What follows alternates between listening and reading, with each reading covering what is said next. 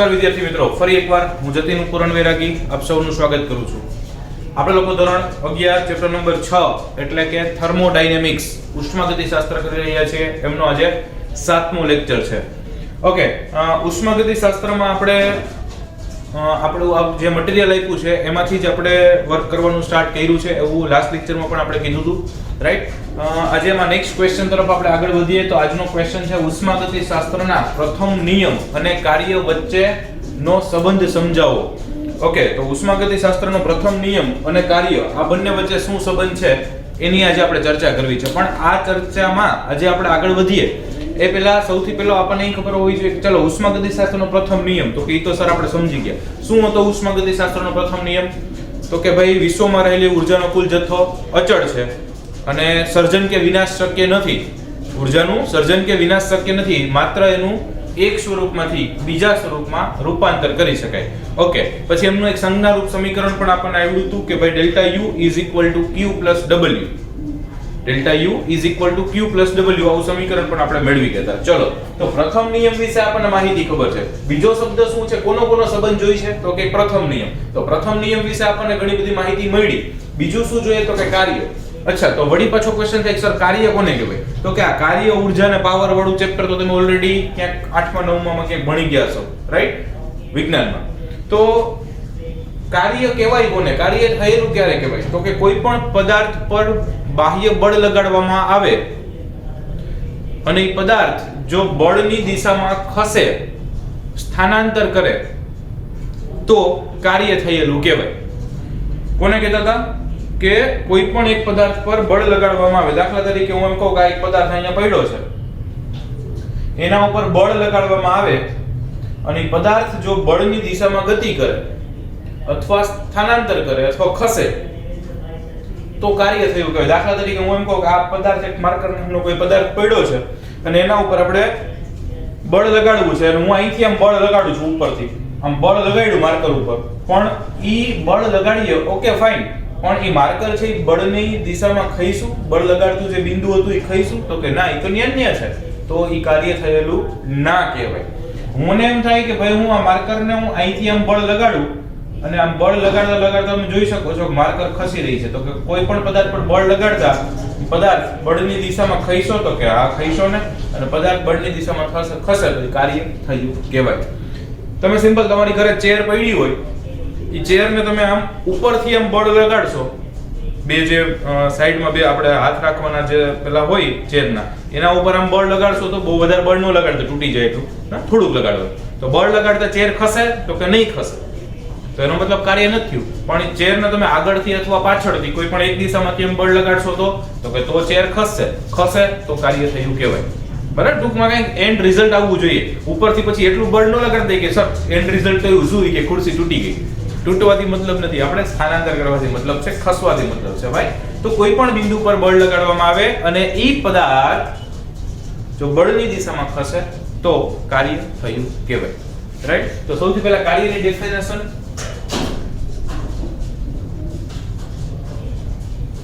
શું છે? તો કે કોઈ પણ પદાર્થ પર બળ લગાડતા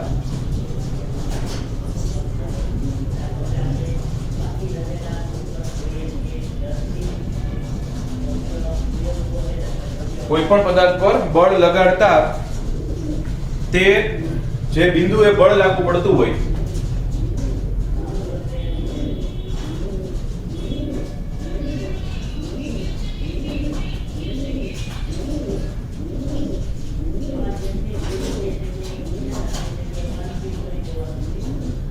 તે બિંદુ બળની દિશામાં ખસે તો કાર્ય થયું કહેવાય.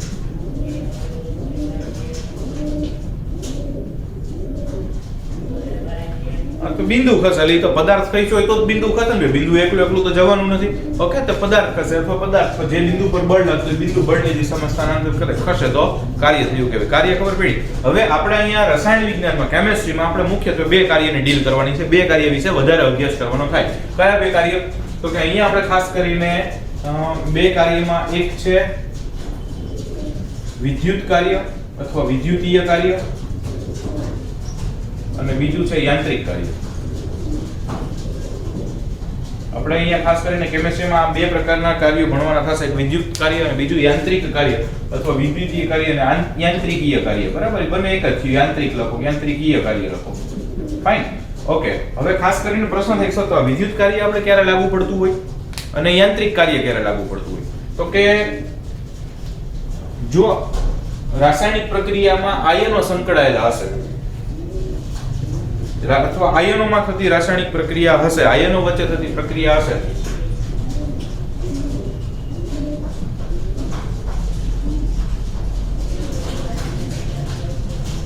તો એમાં વિદ્યુત કાર્ય મહત્વનું હશે. જો આયનો દ્વારા થતી રાસાયણિક પ્રક્રિયા અથવા આયનો વચ્ચે થતી રાસાયણિક પ્રક્રિયા હશે તો એમાં વિદ્યુત કાર્ય સામાન્ય રીતે સંકળાયેલ, ડબલ ઇલેક્ટ્રિકલ જેને કહીએ વિદ્યુતીય કાર્ય અથવા વિદ્યુત કાર્ય સંકળાયેલું હોય. અને યાંત્રિક કાર્ય ક્યારે લાગુ પડતું હોય તો કે જ્યારે કોઈ પણ બિંદુ પર બળ લગાડતા કાર્ય થતું હોય, કોઈ પણ બિંદુ પર બળ લગાડતા કાર્ય થતું હોય તો જે કાર્ય છે એ ખાસ કરીને બિંદુ ટૂંકમાં ખસતું હોય ને આપણે જે કાર્યની ડેફિનેશન જોઈએ એ પ્રકારનું થતું હોય તો એમાં મોટા ભાગે કયું હોય તો કે યાંત્રિકીય કાર્ય હોય. તમને જે મટીરીયલ આપ્યું છે એમાં પણ આવું લખેલું હશે કે કદનો ફેરફાર થતો હોય પ્રક્રિયામાં પ્રવર્ત થતા પ્રક્રિયાઓમાં. સપોઝ બાહ્ય દબાણ અચળ રાખીએ એટલે અચળ બાહ્ય દબાણ હેઠળ કદમાં ફેરફાર થતો હોય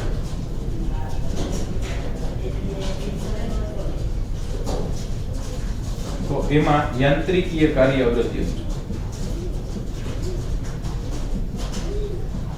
બે પ્રકારના કાર્યની ચર્ચા કરી. એક આયનો વચ્ચે પ્રક્રિયા થતી હોય તો એમાં વિદ્યુત કાર્ય સંકળાયેલું હોય અને અચળ બાહ્ય દબાણ હેઠળ કોઈ પ્રક્રિયા થતી કદ વધતું હોય અથવા કદ ઘટતું હોય તો એ યાંત્રિકીય કાર્ય છે, એમાં એની ગણતરી થાય, એમાં એનો સમાવેશ થાય. આ સિવાય વાયુરૂપ પ્રણાલીઓ ધરાવતા હશે જે, ઓકે, તો વાયુરૂપ પ્રણાલીઓ ધરાવતા હશે એમાં પણ આ યાંત્રિકીય કાર્ય સંકળાયેલું હોય. વાયુરૂપ પ્રણાલીઓ એટલે શું તો કે ખાસ કરીને બધા જ પ્રક્રિયકો અને નિકોજો વાયુ સ્વરૂપના હોય તો એમાં પણ આ યાંત્રિકીય કાર્ય અગત્યનું છે અથવા એમાં થતું કાર્ય છે એ યાંત્રિકીય કાર્યની ગણતરીમાં આપણે લેતા હોઈએ છીએ, રાઈટ. તો ખાસ કરીને આપણા કેમિસ્ટ્રીમાં આવા બે પ્રકારના કાર્ય જોવા મળશે, એક વિદ્યુત કાર્ય અને એક યાંત્રિકીય કાર્ય. વિદ્યુત કાર્ય સૌથી વધારે આપણે ઇલેક્ટ્રોકેમિસ્ટ્રી ચેપ્ટર આવશે 12મા ધોરણમાં, એમાં પણ આપણે કાર્યની ગણતરીઓ અમુક કરશું, મુક્ત ઉર્જા ફેરફાર ને અહીંયા પણ આમાં પણ આ ચેપ્ટરમાં કાર્ય આગળ આવશે, બરાબર. એમાં પણ થોડી ગણતરીઓ કરશું એટલે વધારે ડિટેલમાં ખબર પડશે. તો આયનો વચ્ચે પ્રક્રિયા થતી હોય ત્યારે વિદ્યુત કાર્ય અને અચળ બાહ્ય દબાણ હેઠળ કદમાં ફેરફાર થતો હોય અથવા વાયુરૂપ પ્રણાલી સાથે સંકળાયેલા કાર્ય હોય તો એ સામાન્ય રીતે યાંત્રિક કાર્ય તરીકે ઓળખાય છે. ઓકે, હવે આ વાયુરૂપ પ્રણાલી હશે અને અચળ બાહ્ય દબાણ હેઠળ થતું હશે અને કદનો ફેરફાર થતો હશે તો કદમાં ફેરફાર થાય તો બે પ્રકારે આપણે એમને કહી શકીએ, રાઈટ. તો કદમાં ફેરફાર થતું હોય તો ફેરફાર છે ક્યાં સુધીનું છોકરા કવર થાય છે, let me check. Okay sir, વાંધો નથી, ચાલુ રાખો, ડન. તો આમાં શું કરી શકશું આપણે તો કે અચળ બાહ્ય દબાણ હેઠળ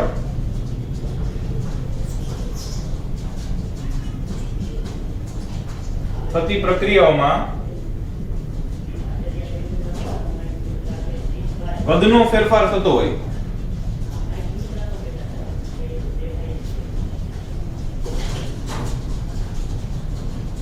અચળ બાહ્ય દબાણ હેઠળ થતી રાસાયણિક પ્રક્રિયાઓમાં કદનો ફેરફાર થતો હોય તો એમાં કદનો ફેરફાર શબ્દ છે. હવે ફેરફાર શબ્દ છે એ જબરો શબ્દ છે. શું તો કે એમાં કદમાં ફેરાઈ થાય ફારાઈ જાય, એનો મતલબ એવું નહીં, પણ કદમાં ફેરફાર મતલબ કદમાં થતો વધારોય તમે એમાં લઈ શકો. ફેરફાર એટલે વધારોય ગણી શકાય, ફેરફાર એટલે ઘટાડોય ગણી શકાય. તો વધારોય થઈ શકે, ઘટાડોય થઈ શકે. તો શું થાય છે તો કે ફેરફાર થતો હોય એમાં જો કદમાં ઘટાડો થતો હોય અથવા વધારો થતો હોય, એમાં જો કદમાં વધારો થતો હોય ને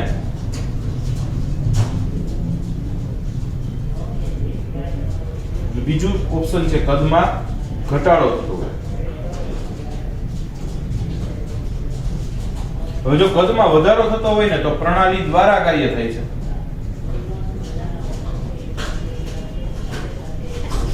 અને જો કદમાં ઘટાડો થતો હોય ને તો પ્રણાલી ઉપર કાર્ય થાય છે.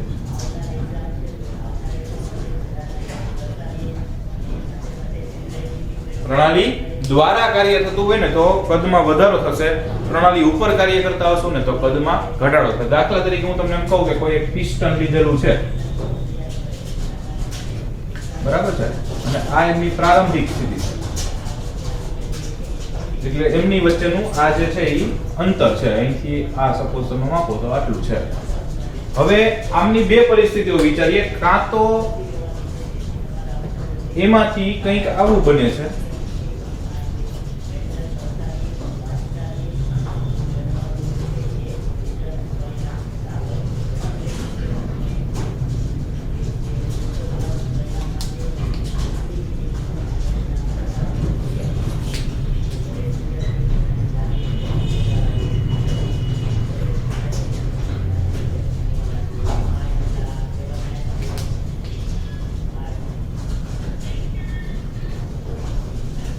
ઓકે, બે પરિસ્થિતિઓ વિચારીએ છે કે આ એક કોઈ પિસ્ટન છે, એમાંથી માની લો કે કંઈક એક પરિસ્થિતિ આપણને આવી જોવા મળે છે અથવા તો બીજી પરિસ્થિતિ આવી જોવા મળે છે. તો ક્વેશ્ચન થાય કે સર અહીંયા આગળ આ જે અંદરનું છે કુલ વોલ્યુમ થયું ને, આ જે અંદરનું બે છેડા વચ્ચેનું આ આખો ભાગ જે ક્ષેત્રફળ વડે રોકાયેલો છે એ કેવું થયું? કુલ કદ.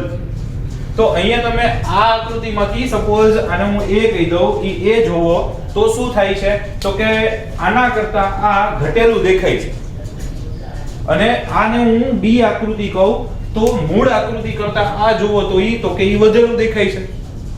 તો હવે વિચારો કે આમાંથી આ ક્યારે બન્યું હોય? તો કે આમાંથી આ તો જ બન્યું હોય જો આપણે અહીંયાથી આમ બહારથી કોઈ ધક્કો માર્યો હોય.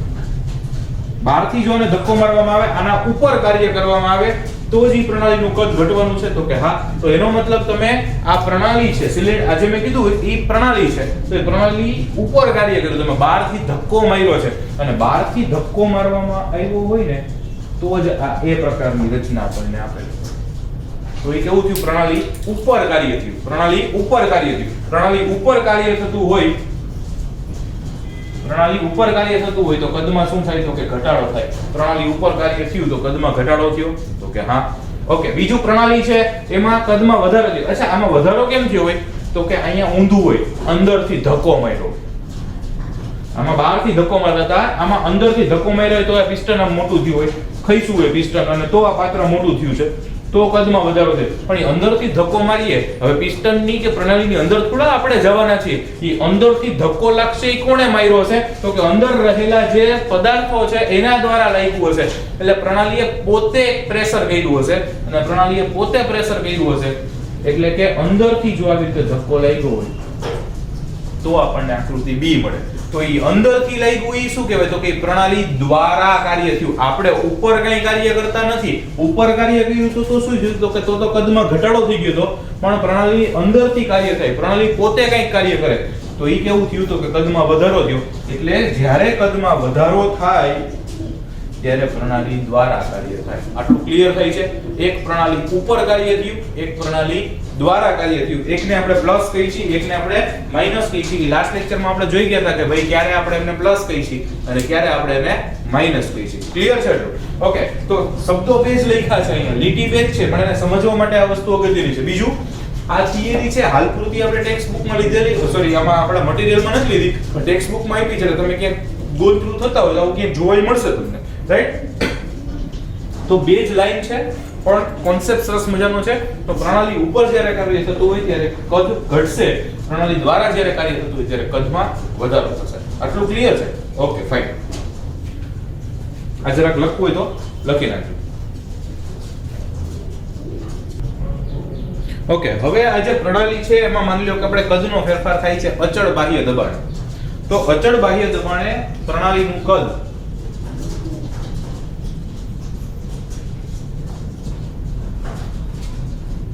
V1 માંથી V2 થાય છે.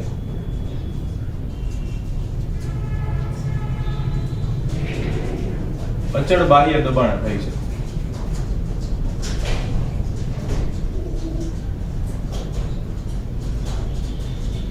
ધારો કે પ્રણાલીનું કોઈ કદ, પ્રારંભિક કદ V1 છે, અંતિમ કદ V2 છે, અને એમાં આપણે અચળ બાહ્ય દબાણ રાખીએ છીએ, રાઈટ? તો કદ V1 માંથી V2 થાય છે, અચળ બાહ્ય દબાણ થાય. પણ અચળ બાહ્ય દબાણ ભલે રહ્યું સર, પણ કદમાં ફેરફાર થાય છે, અને કદમાં ફેરફારને કારણે જો કાર્ય W થતું હોય કદમાં ફેરફારને કારણે પ્રણાલી વડે થતું કાર્ય અથવા પ્રણાલી દ્વારા કાર્ય થતું કાર્ય W હોય તો કાર્ય કેટલું થયું કે ભાઈ, તો કે અહીંયા તમે કાર્ય કહી શકશો W is equal to P into V2 minus V1. કાર્ય કેટલું થાય છે તો કે અચળ બાહ્ય દબાણ લાગુ પડે છે, એટલે દબાણને તમારે કન્સિડર કરવું પડશે, તો that will be P. અને કદ, પણ કદમાં ફેરફાર થાય છે V1 માંથી V2, એટલે અંતિમ માઈનસ પ્રારંભિક કરો તો V2 minus V1, તો આ થઈ ગયું W is equal to P V2 minus V1. પણ આપણે બધા જાણીએ છીએ એમ P V2 minus V1 ને તો શું કહેવાય, તો કે એને તો સર ડેલ્ટા V કહેવાય. ડેલ્ટા V એટલે કદમાં થતો ફેરફાર, તો આ થઈ ગયો W is equal to P delta V. Okay, હવે W is equal to P delta V થઈ ગયું, ફાઇન. પણ માત્ર PV પ્રકારનું કાર્ય થતું હોય, કારણ કે આમાં P ને V બે જ સંકળાયેલા છે ને, W છે એમાં P ને V બે જ સંકળાયેલા છે, તો કે માત્ર PV પ્રકારનું કાર્ય થતું હોય અને એ પાછું કેવી રીતે થાય છે, તો કે અચળ બાહ્ય દબાણ હેઠળ થાય છે. અને અચળ બાહ્ય દબાણ હેઠળ કાર્ય થતું હોય તો ત્યારે ઉષ્માના ફેરફારને શું કહી શકાય, તો ક્યારે Q ને QP તરીકે દર્શાવી શકાય. ત્યારે Q ને QP તરીકે દર્શાવી શકાય. QP એ ઉષ્માનો ફેરફાર, પણ કેવી રીતે, તો કે અચળ બાહ્ય દબાણે. So we can write QP instead of Q. Q બરાબર QP. Q એટલે ઉષ્માનો ફેર, ઉષ્મા, અને P એટલે પ્રેશર. આવી રીતે લખેલું, મતલબ અચળ દબાણે. એવી રીતે અચળ કદ માટે આપણે Q is equal to QV કહેતા હતા, યાદ આવે કઈ? ઓકે.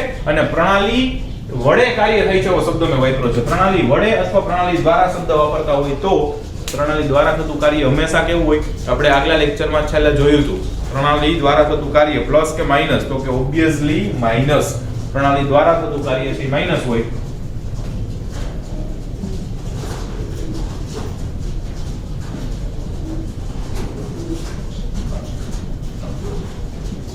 તો અહીંયા શું લખી શકે, તો કે અહીંયા આપણે લખી શકીએ W is equal to minus P delta V. શું લખી શકાય, W is equal to minus P delta V. Okay, હવે પ્રથમ નિયમનું સંજ્ઞારૂપ સમીકરણ શું છે આપણી પાસે, તો કે ઉષ્માગતિશાસ્ત્રના પ્રથમ નિયમનું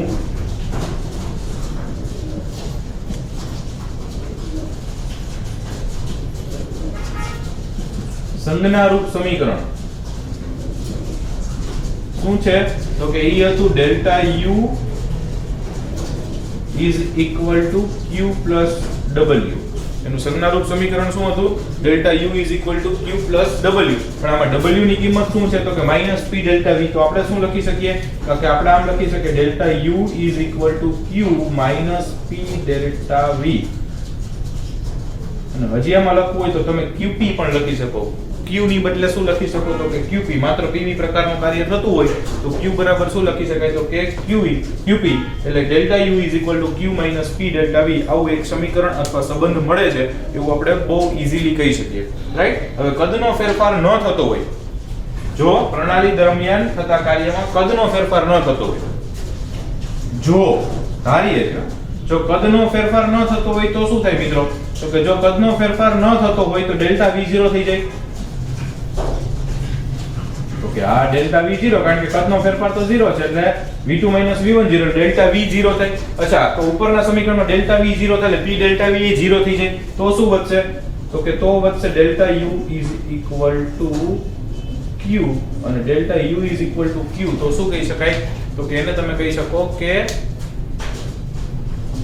આંતરિક ઊર્જાનો ફેરફાર કેટલો હોય, તો કે પ્રણાલીમાં સંકળાયેલી ઉષ્મા જેટલો હોય. Delta U is equal to Q ને તમે શું કહી શકો, તો કે આંતરિક ઊર્જાનો ફેરફાર એ શોષાયેલી કે ગુમાવેલી ઉષ્મા જેટલો હોય. અને કદનો ફેરફાર 0 છે એટલે અચળ કદ થઈ ગયું. અચળ કદ થઈ ગયું હોય તો આને તમે QV પણ લખી શકો. આવું આપણે ઓલરેડી એકવાર લખી ચૂક્યા છીએ. Delta U is equal to QV અને delta H is equal to QP.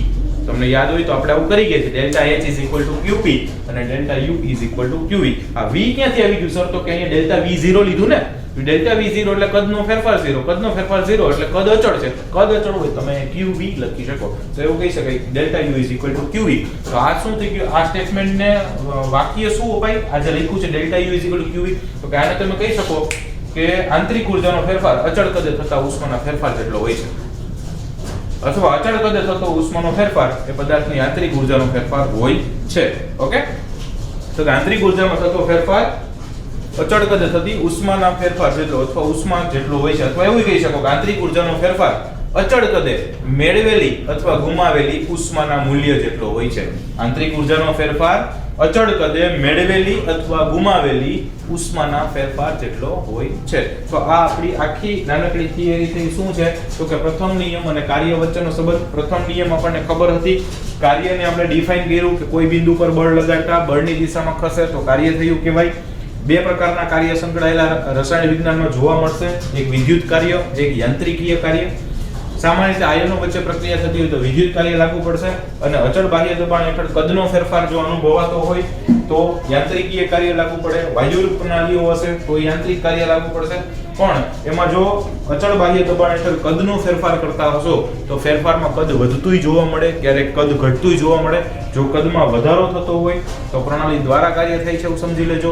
કદમાં ઘટાડો થતો હોય તો પ્રણાલી ઉપર કાર્ય થાય છે એવું કહી શકાય, જે આપણે પિસ્ટનના ઉદાહરણથી સમજાતા. પછી માની લો કે પ્રણાલીનું કદ V1 માંથી V2 થાય છે અને અચળ બાહ્ય દબાણે છે, તો એમના દ્વારા થતું જો કાર્ય W હોય તો W કેટલું હોય તો કે P * V2 - V1.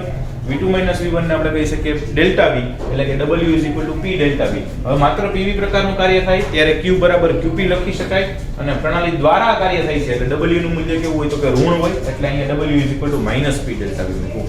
હવે આપણી પાસે ઉષ્માગતિશાસ્ત્રના પ્રથમ નિયમનું સંજ્ઞારૂપ સમીકરણ હતું. એ શું હતું તો કે ડેલ્ટા U = Q + W. અહીંયા W ની બદલે -P ડેલ્ટા V મૂકે એટલે આપણને સમીકરણ મળ્યું delta U = Q - P delta V. અને જો કદનો ફેરફાર ન થતો તો ડેલ્ટા V 0 થઈ જાય, તો અહીંયા વધે ડેલ્ટા U = Q, અને ડેલ્ટા V 0 છે તો તમે Q ને QV પણ લખી શકો. એટલે કે આંતરિક ઊર્જાનો ફેરફાર અચળ કદે મેળવાયેલી કે ગુમાવેલી ઉષ્મા જેટલું હોય છે. ફાઇન, આટલું રાખ્યા છે. Thank you.